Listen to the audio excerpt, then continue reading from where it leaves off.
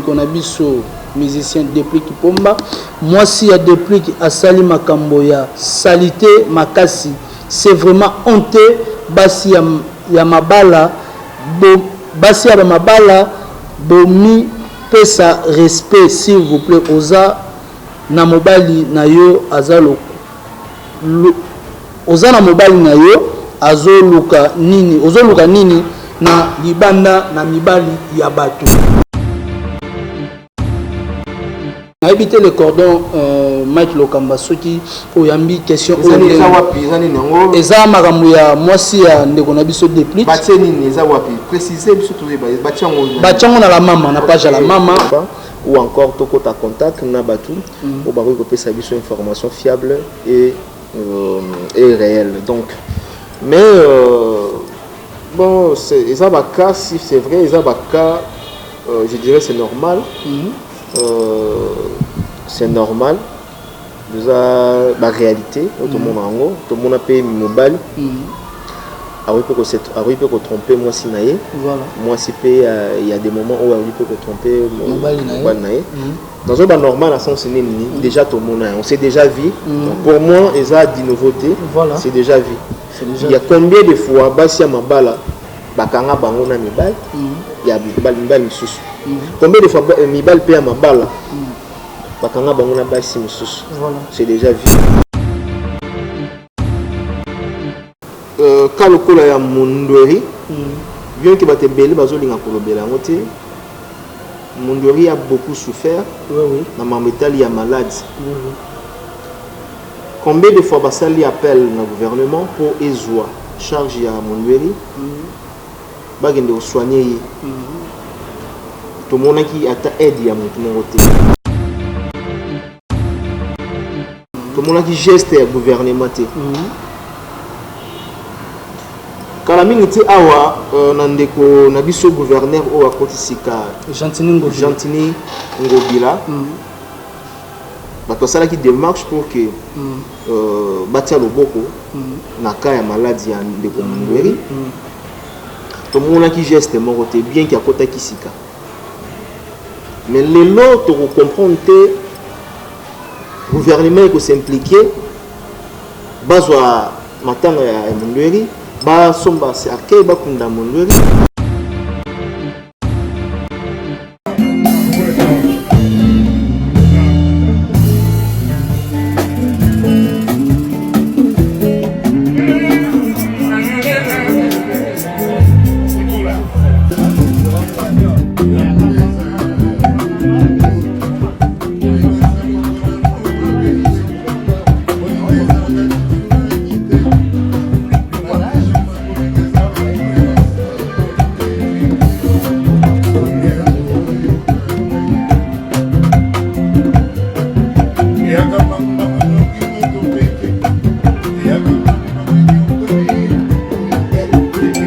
Masolo otali ya quadrato ramani ou a répété qu'il lobby na Paris ou a répété qu'il vraiment lobby bat bazalati ebele bat basupelaki mais esali bulu yeke na nzela ya ba combattant bazali ya kotomboka makasi parce que na ba commentaire ba lobby ya mabe et puis toko solo lisusu masolo oyo ezali ko panzana otomo na page o bande ko sali passe mingi ya ndeko na biso musicien congolais a bien même bon na kombo ya Déplique Pomba ya nuance o azaki marié à balaki to moni ki ba vidéo o etamboli ba image o etamboli par rapport ya mwasi na ye ndeto ko sola yango na invité na biso kozani na plateau Mike Lokamba on a repéré directement.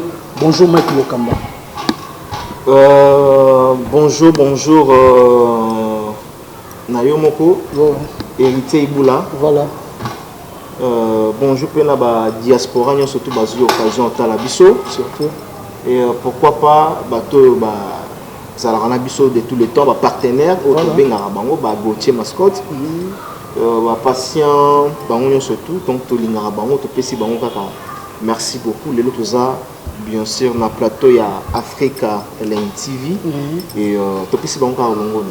Merci beaucoup to pesi bango kaka longo ndenge toza toyebi ke toza ebele bozali kolanda ba analyse oyo bomisana mingi kolanda na journaliste na bino obolingaka mingi héritier Ibula et puis na coordonnateur na biso ya monene to bengaka Mosuki Mike Lokamba Mosuki sina bango nyonso nde tokosolola makambo oyo eza ebele awa nango na kokende mosika pona kopesa mbote kuno na Brésil na bana ya quartier latin mobimba na mboka ya Rio de Janeiro na moni bongo Fernando le Quadra na kati ya Brésil na pesio mbote moto asepelaka mingi émission to solo la yango. En tout cas Mike Lokamba kende mbangu vraiment na ba question na biso l'archevêque Mike Lokamba le coordinateur to banda bongo na makambo etalia président Mondweri o awuti kotika biso artiste ya munene ya mboka na biso o asala makambo ebele abimisa pe ba comédien ebele o ngana to yebi na bandeko baza kolanda biso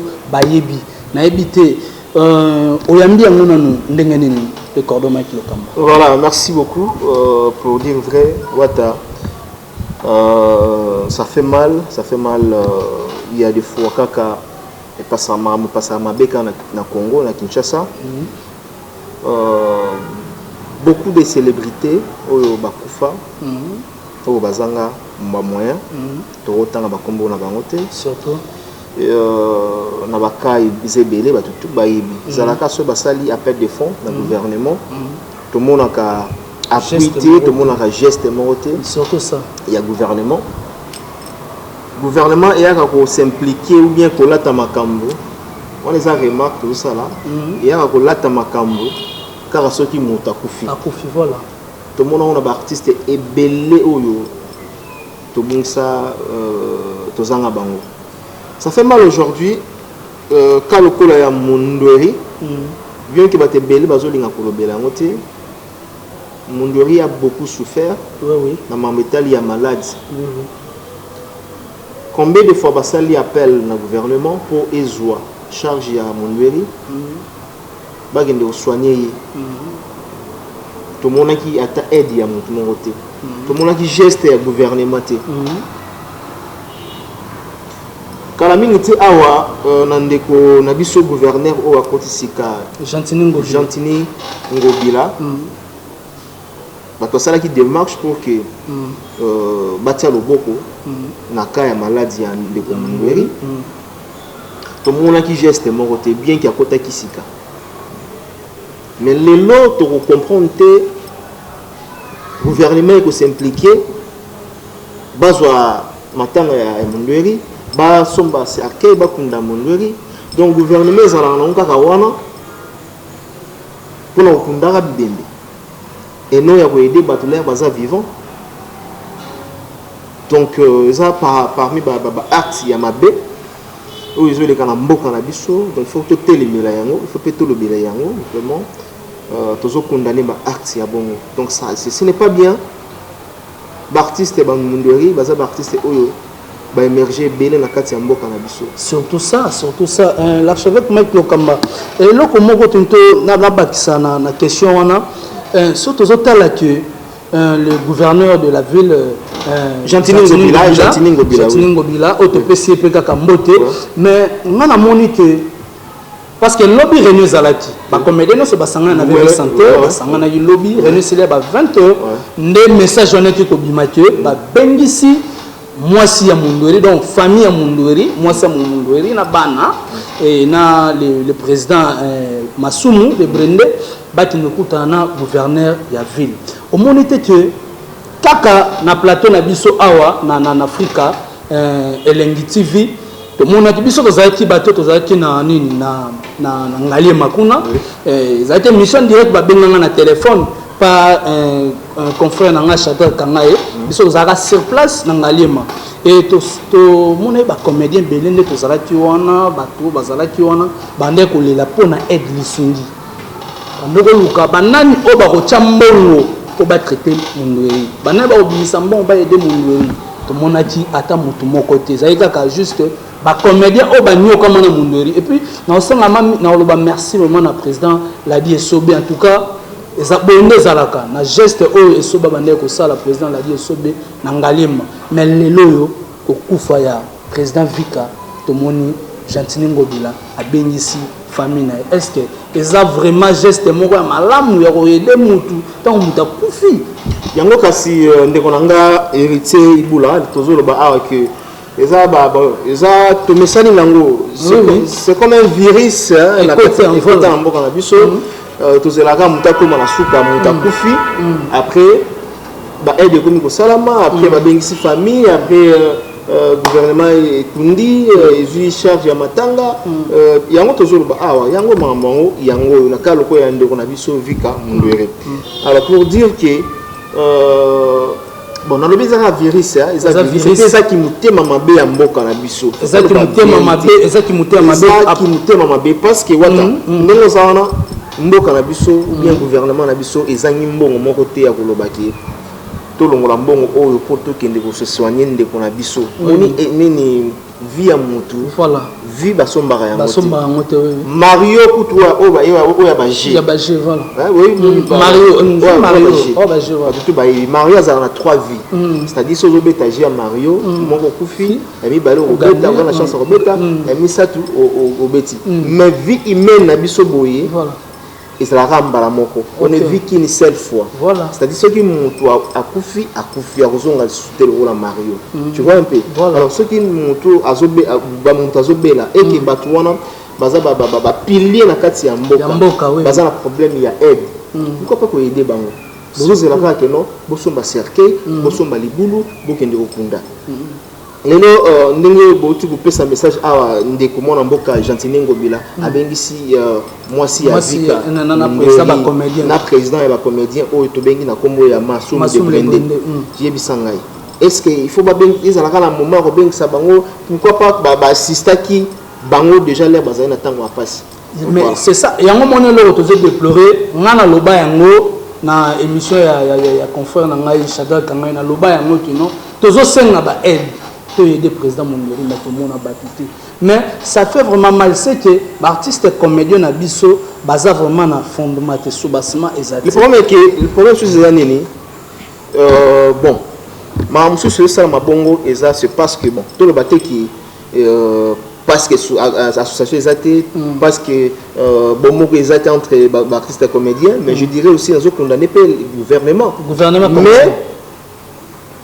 charge musu ces appels na artistes et comédiens entre bon na bon solidarité exacte bomoko exacte surtout ça voilà za président côté bazolinga voilà o asali bazolinga te donc moi la tambola na vision moko exacte or ce qui vision na bango eza vision moko ya bango surtout basangisi ba mayele et qui baza une équipe bien formé vous comprenez donc moi je pense pas que non les lois qui bazu ba kalo ko ya ba maladie bazu ba kalo ko la nini donc là bazo ko sa lettre mbala moko gouvernement ba mangambo nous a la société donc voilà merci le cordon Mike Lokamba l'archevêque Mosuki Sinabango na pesi mbote mingi kuna na Belgique ya komona héritier omoken les garçons frères na ye moko pedi nyokola bisoka na image ya kitoko kadage aboye donc le cordon Mike Lokamba ina loba eloko mona bakso comme question autant l'artiste comédien na biso ozope artiste musicien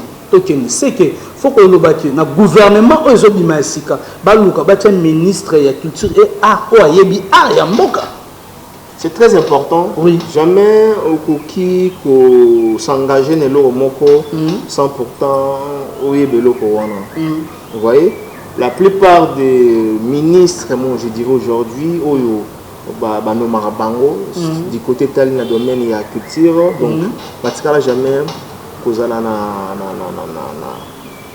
na idée ou bien vision et le mot quelconque ou tel na mambo tel ya culture.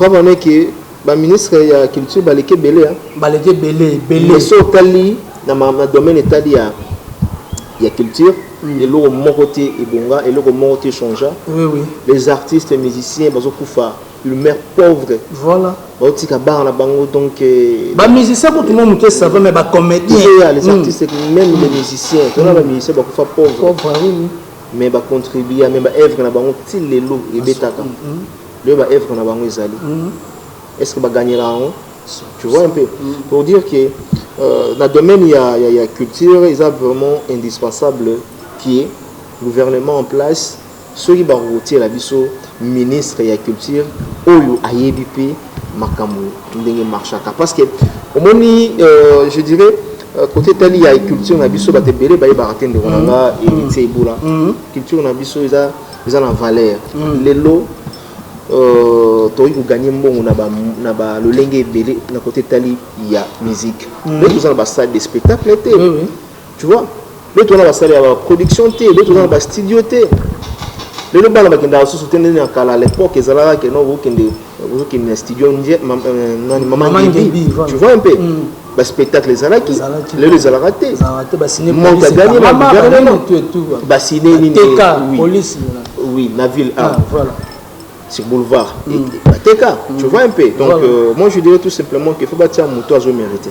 Merci beaucoup le cordon Mike Lokamba na banalise kitoko espérons vraiment les cordons vite au monde de artistes et musiciens belé au bas postulé ba bimba député tous au moins na 4 bien 3 si je me trompe pas tu dis que c'est que makambo bien eko zala vraiment en tout cas pour na ko chiter na makambo ya président Mundori ou outa ko tika biso na habité mot de la fin na makambo wana eza non mot de la fin dans le baka que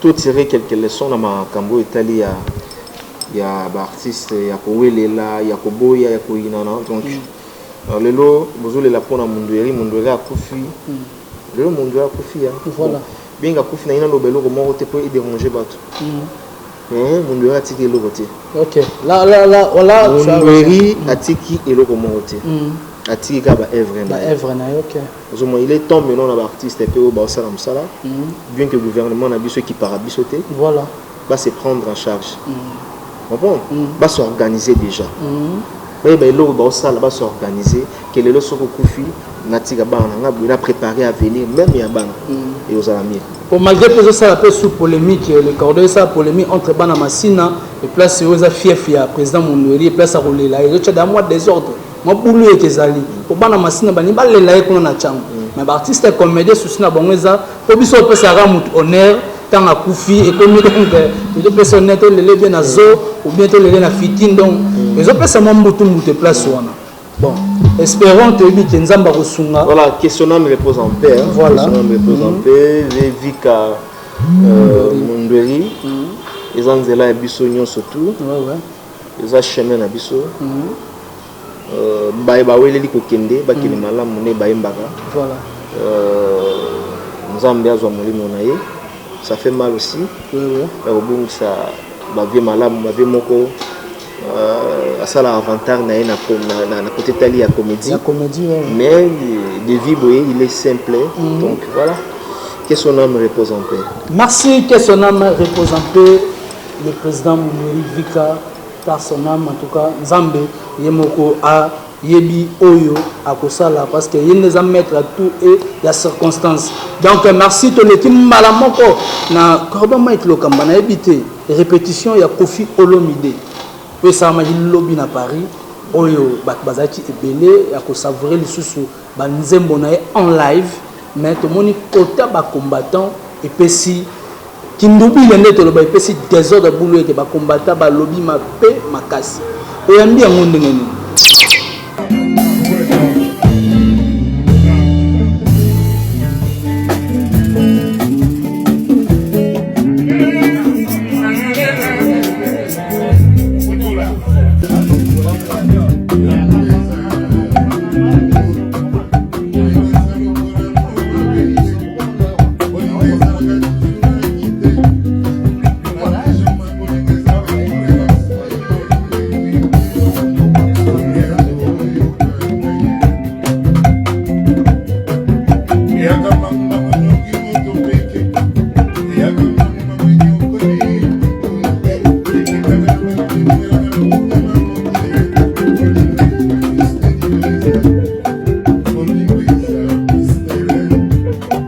Acho que já vem com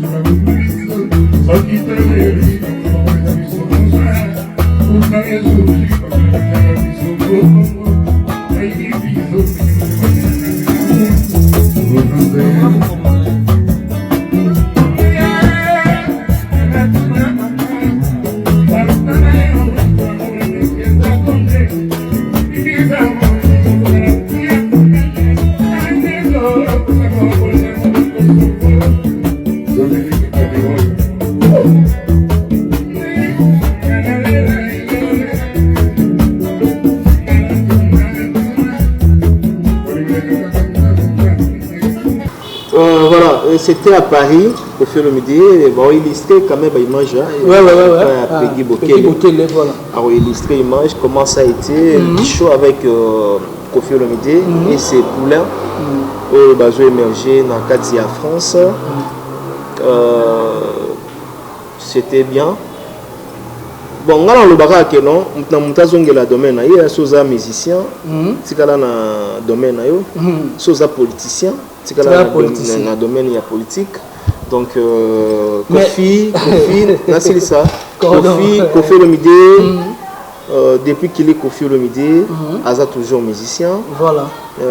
Donc on s'est lancé donc on a gardé bande naïe on a bousculé musala ya munengate talalo ni répétition wana quand on lobby ba combattant ba fâché ba siliki Kofi Olomide alinga donc ça concert.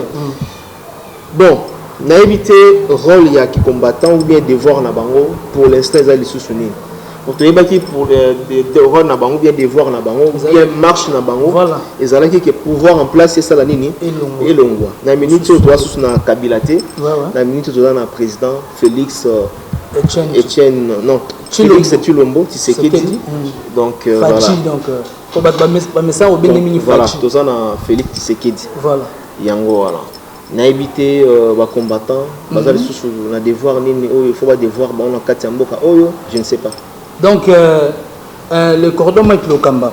Au moins na eloko opengle c'est très bien. Les combattants baza sunelo oni ba kiko sala. Mais yeba yango ndeto zaboyo et ça la passe. Passe ya komona ba congolais au baza min étranger. Et ça la passe pourquoi parce que kofinga ben silk kofinga ezaki to côté. Ma finga au bout de finga artiste na bino et ça la propreté et là pour nous aussi la raté atako moi aussi hein so bokabwane ça fait 10 ans musique et beta raté na mboka ya poto boya la musicien na biso ba beta le cordon Mike Lokamba ça fait 10 ans siko eloko ni bango bazoluka babike Kofi soka meki ko beta ba roboma ba bia to ba okate miki bata Londres ko babi ameka ba ko répéter na Londres na ko mona suka na bon, attends, moi, je nous avons les rois, nous avons Mosukisi, nous avons Terminator, il y a solo. Attends, le lot, Bomi Kofi, Bomi Ranson, Bomi Konani, fallait pourquoi. Donc, yo tira la libangate. On va dire que le bat les rebelles, il faut pas kende. Moi, je trouve pas que c'est une meilleure solution pour nous. Il y a que bêta ou bien au salabo. En fait, et comme même que compliqué biso ya koyeba ndena ba tantôt awa ba combattant pour l'instant ba osenga les soutenir. Voilà, c'est ça. Moi je me pose souvent des questions pour l'instant ba combattant ba osenga ni. So ba pour ça mon mboka o afani na bonga Félix Tshilombo alongwa. Bazela asala mandat na ye. Asala 5 ans na ye. Mandat na ye soki sili. Alongwe. Tu as long face à doubler, à doubler. Mandat naïe jusqu'à ce que vous s'il là. Pour ça éternellement. Éternellement, ok. Mandat naïe jusqu'à ce que vous s'il là. Il y aura encore un autre président à Rosana Bisso. Voilà. Donc, Suko, to mesanaka que non fallait que beta bo menacer fallait sali bo beti fali jiba beti be bolongole lamba na sali be non wana e comme ce problème moko privé ou ngana entre ba combattant et ba musicien. Apparemment c'est comme si ba combattant bon naza te pona na régler ba combattant. Non. Pour régler ba combattant. Non. Mais ça quand même mise au point. Mise au point na ba vie na yo. Chacun de nous a une analyse na ba point de vue na yo ça. Mais c'est ba combattant. Ba point na ba point de vue na bombe ba te na mama. Eux ils a contribution na ngai. Tant que moi na mboka ya Casa Congo. Tout le monde rappelle pour la mboka oyo sur le plan médiatique nous sommes présents au Congo. Mais oza koloba que non asa vrai combattant. Mais kita Kinshasa il y a que ça la combattant wana ki tout le monde ngolo ka lokola ndo na biso Rex Kazadi voilà. Bande ko belé bayaka ko ça la ki combattant na bango est-ce que pour être combattant il faut avoir na poto finga? Pour être combattant, il faut en apporter le bagage. Non, concert est bête à terre. Mais non. Si on dit que non, nous avons un devoir mort. Mais qui est Kinshasa? Il y a le bout de la Congo. On va mettre le camarade. Dans mon épée que non, il y a des diasporas. Là, c'est ça. L'ennemi fléau. C'est ça. L'ennemi parce que et aboutir na elo comme moi ba makambo ebele voilà na domaine lokola ya musique na domaine ya musique en tout cas autour de la musique na biso eza na ghetto voilà tu vois le lo ba ndeko ebele ba botel biso parce que musique na biso ezo propulser les sous-soutés to beta na salle des zénith to beta na Olympia te ozo bon donc yebisa ngai c'est-à-dire combattant ko traiter faire privé na musicien voilà bon parce que musicien bon il fallait remettre binoté remettre binoté ou comment parce que dis-moi je me souviens encore il y a un vieux on entend à comboté à celui qui est là la musicien à celui qui est là on attend à combat celui qui est là Koffi Olomide parce que à l'époque abane ko pesa Koffi Olomide bambon et le vieux là à Kinshasa abane batté Koffi Olomide Koffi Olomide a des parcelles ici au Congo.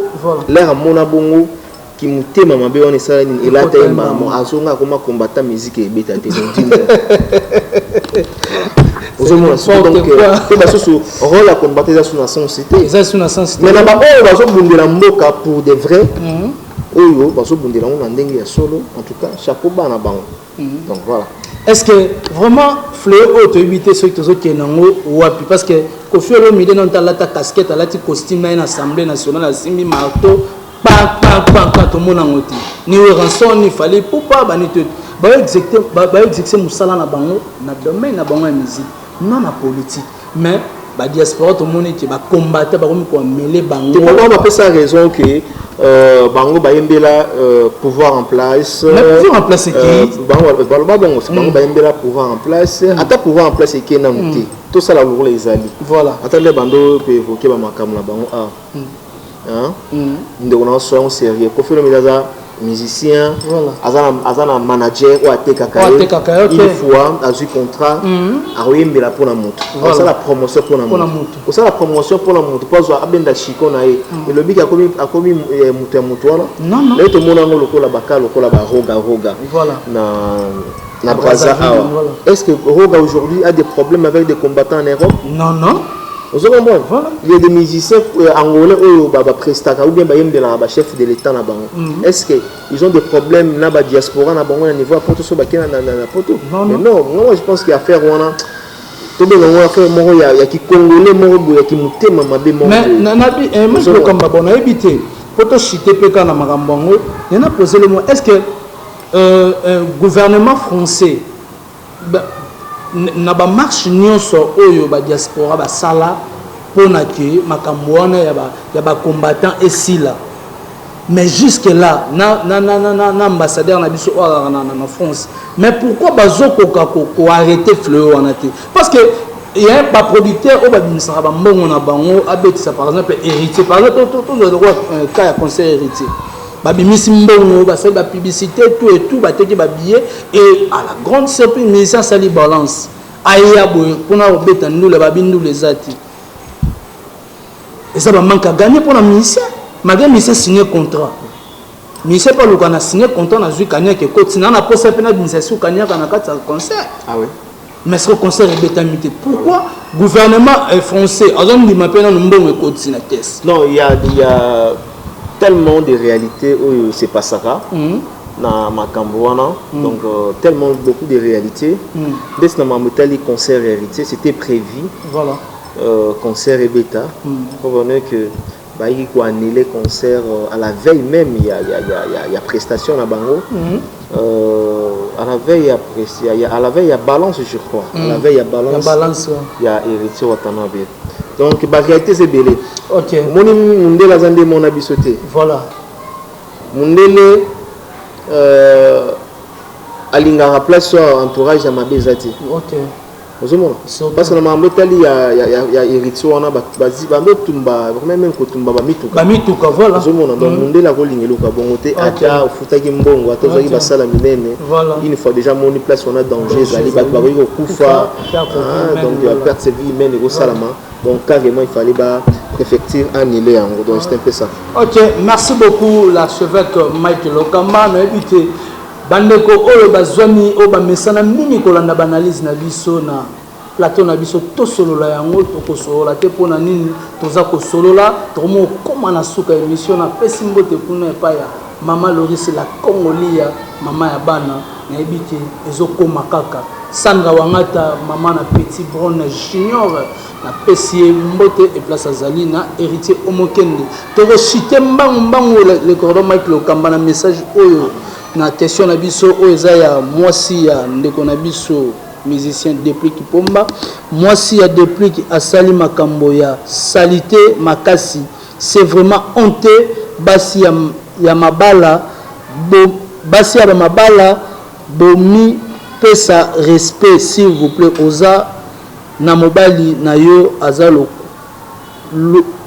oza na mobali na yo azoluka nini na libanda na mibali ya bato na ebité le cordon Mike Lokamba soki oyambi question eza makambo ya mwasi ya ndeko na biso Déplique bateni eza wapi préciser biso to bachango na la mama na page la mama excusez-moi vraiment excusez-moi parce que moi émission zaki moi chaud makasi ya omoni na chitemba moko na question bachango na page la mama nde ba moni vidéo ya mabe ya mwasi ya Déplique mais balebisi na mwasi ya Déplique ke eza vraiment pasi mwasi oza na mobali na yo ozoluka ni libanda et puis na ba vidéo ya boyi ezo sala pasi le cordon Mike Lokamba ba o bazui occasion bazui opportunité balati ba alliance mais bakanga mwasi na vidéo ya boyi elo ni ozo kama na motema. Merci beaucoup Nabandeko tout baotala biso. D'abord je ne sais pas comment analyser ou comment s'introduire dans ma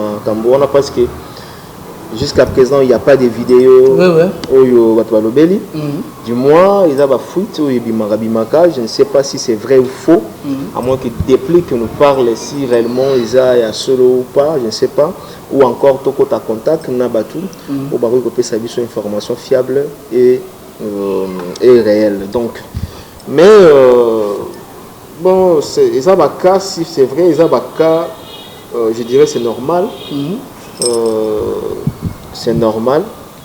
Déjà la réalité tout le monde en gros tout le monde a payé mobile il peut tromper moi si naïe moi si il y a des moments où il peut tromper mobile naïe dans un normal à sens déjà tout le monde on s'est déjà vu pour moi il y a des nouveautés c'est déjà vu il y a combien de fois basi ya mabala bakanga bango na mibal il y a mibal misusu combien de fois mibal paye mabala bakanga bango na basi misusu c'est déjà vu c'est déjà vu ben c'est déjà vu le cordon Mike Lokamba au moni page oh la mama atchara bilo pas en pambate donc ça ba tchang c'est déjà vrai mais na ba sa question mo za que non rolobaki to mona ka basi ba uta pote bazo ko bala mibali na Kinshasa donc c'est que mibali ya Kinshasa baza bien mais comment c'est possible moi soit uti pote bali mobali na Kinshasa depuis que viva moi ça viva na poto mais eux ça la que moi si ake kwela na mobali mususu o monte que c'est que bazo ko boma siko ba esprit ya ba kino o bana bona kin bamibali oyo bayebi na bango on comprend bien que c'est ça que nous condamné basi ya poto oui donc condamné bango pour là par rapport que non oyena Kinshasa obali mobali bobalani tu etunde tozomona bobalani mobala tikali na poto na kini yo ke poto ke bunda po mobala non olinga to condamné basi na condamné bango te le cordon voilà ça OK merci beaucoup avis mon côté c'est ça na avis mon côté tous la même pensée selon mon avis on condamné directement basi à poto te parce que là on le basi à poto baye awa babali mobali ou bien babalani voilà apparemment on traité bango que nous on est mutu baza na comportement mabe on est batambola mabe on est mutu bafuta mobile mibali na monnaie de singe mais tous on a payé pas et puis combien de basi au bauta poto balongwe hein aboyela biso mobile na yemo na poto atie ki sérieux aya kolinga ou bien kobala awa na Kinshasa et puis combien babema ba on na poto ou peut ba pesa mi basi on a passé to le basi ko ni et puis combien de basi ou babala na Kinshasa balongola mibali na kin babema ba on na poto et puis combien de mibali on va pesa basi on a ba coup de fruits de bazwa et puis combien mais cordon il y a envie pour condamner d'abord basi à poto sur le plan comportemental, il ne faut pas qu'on condamne Bango, il faut bon, moi je dirais tout simplement que Bolingo, ils ont chez leur chance, facteur de chance aussi. Voilà. Place ni au cham tema, place ni le kolozoniata et puis mobala bang ensemble, moi si pe à bang ensemble, donc c'est tout. Mais mobala bang ensemble c'est tout. Au moni na phénomène aux le kanabakin awa. Dernièrement awa, moi passé na masina moi si mon homme marié. Mobana aza chauffeur non plutôt moi si mon marié mobile naza chauffeur ba grand car mobile azali na voyage ba bimi suna homme marié mo na fille donc moi si femme mariée na homme marié ba tiki ba ndako na bango moi si mobile na voyage ba côté un hôtel et bien le kati archevêque na été so tala tiango ngana viva tiango boy bakangami boy ba olongwa te et senga mobala uta voyage ya ofungola bango mais abilo abeso ko mosama na poto moke basebe ba okanga bango les ça la passe mais archevêque ko misa mbongo yo ke bala moi c'est chose facilité et puis akuta na ba risque boy voilà bon ukokanga ou pas bakokanga pe ukanga mi boy et bon so tiki ndumba te maintenant ele ko non so za ndumba utikala ndumba ah bon je dis vrai atokanga mi 10 fois chose à ndumba ou tikala ndumba so moi ça ndumba tikala ndumba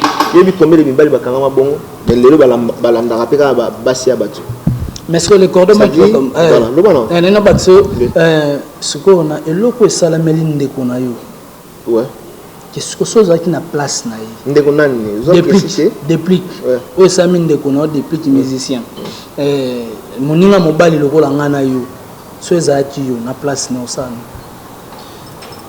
Voilà, d'abord, le hobby est comme il déplique. Dans le bac aussi retrouvé si cela est vrai ou faux. Voilà. On a déplique.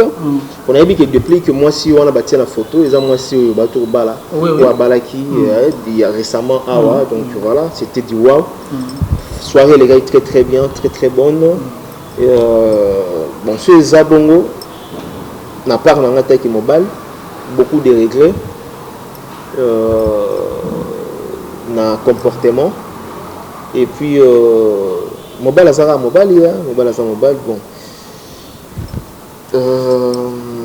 et ça la passe kaka ce que kanye moi si surtout à Fravant de lui na mona ki moi si place boye ça la passe bon pas to ka pe biso boye to bunda trop na bolingo na mona normal donc quand tu pars Oh. So seulement ma bon on limbi so te. So le kati on. Tenga on limbi sa autre. Ah on limbi sa autre. Donc on limbi c'est sans signe. Donc to kaboni ici pour du bon. Pour du bon. So les ana quand on to kaboni pour du bon, c'est tout. Voilà. Donc to kaboni vraiment donc. To kaboni yo kinzela no lunga pela sali chemin là. Mais la limbi sio. Na mutema na limbi sio. Kuna ko kanga kanda na mutema teza péché. Na limbi sio. Mais ndesiko na nzela nanga na motali ya bolingo ozonga lisuti. Ozonga lisuti. Carrément. Baka wana en tout cas ozonga te. na bakawana pona le cordon Mike Lokamba alobi na bakawana okozonga te donc ça fait mal na sito komi na suka vraiment ya damage na yo ba dame oh d'abord non mso aliango nga isimba te le cordon mais to mona pe te mona pe to mona bi te isimba te sana mi ki non soki na yebiki bien na kangiki badame bato baskize sur terme tozoloba so na yebiki badame voilà na tio mpanzi mbala moko mais ozonga soute ozonga olinga te no ilo nga na odame mutu mosusu mpe adame yango bien nakekanga moto odame yango mais le cordon ramoni c'est comme si ekozala babilo moko ezaki mosusu biso tolandelo bi ekozala mpe bakonti ya rendre amsu mwasi wana no vivre na mobali mona poto bakabwana nde moyo ya mabe aye olingane depuis nande basali bamakambo na bango ekozala babilo kabongo bon relation na bango ya mauvaise toyebi nde te c'est ça mutu na makolo te voilà moi to développer yango awa eza te nde babandaki fi wana azalaki na fi yango abala mpona nini yango bafi mosusu bamibalisaka na makasi parce que pourquoi approuver mutu moko boye yango lobi ozoma baréalité eza ebele na mametali ya mabala yango wana lobaka ngai jour na babala na osala bon choix po jusqu'à présent natikala kozala pressé ya kobala te epuis natikala koyebisa mutu moko te fi moko teke no naza na jour te na kobala yo natikala jamais koloba ngo parce que nayebi ke naza nanu disponible te jour nga na kobala ezala bon choix meilleur choix ya vie na nga et puis elongwa te etikala libela donc voilà. Merci beaucoup le cordon Mike Lokamba tozalaki na ye te développer moi question de curiosité on se peut appeler la foot pardon foot oh pourquoi pas oui olobani pour na équipe na biso le pas au bana préparation le pas bazan Espagne na monaki fali kaza azakuna en Espagne je crois fali en Espagne oui et voilà et dans le baka que bonne chance na bango ba beta bien courage ba se concentrer mingi na musala la plupart ba masa bazana ba masa na biso comme ba trésor pour tout comme ba bolingi donc courage kaka courage donc voilà pour na coach na biso ibenye olobani baza coach ibenye parfum miayo baza on ebele pour na ba coach na biso tout toyebi ki espoir eza pa na bango voilà ba fortifier ba joueur na biso ba lembatie ba motiver bango OK en tout cas et les carabiniers surtout et les très bien.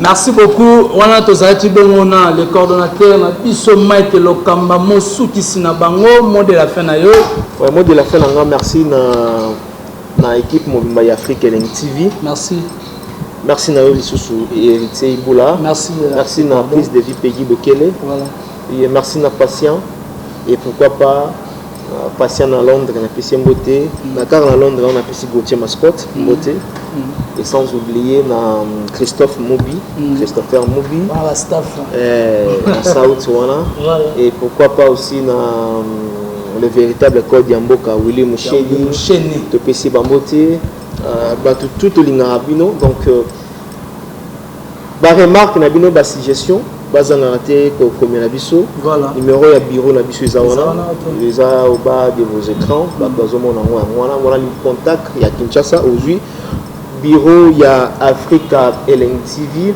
tozana ko sa amélioration ba proposition na bango to sala ba idée ba pensée voilà bazo penser nini vraiment na mboka to sala nini na site ba genre d'émission nini o bango balingi to ko sala yango comme il se doit carrément la précision pe moti héritier Ibula merci beaucoup.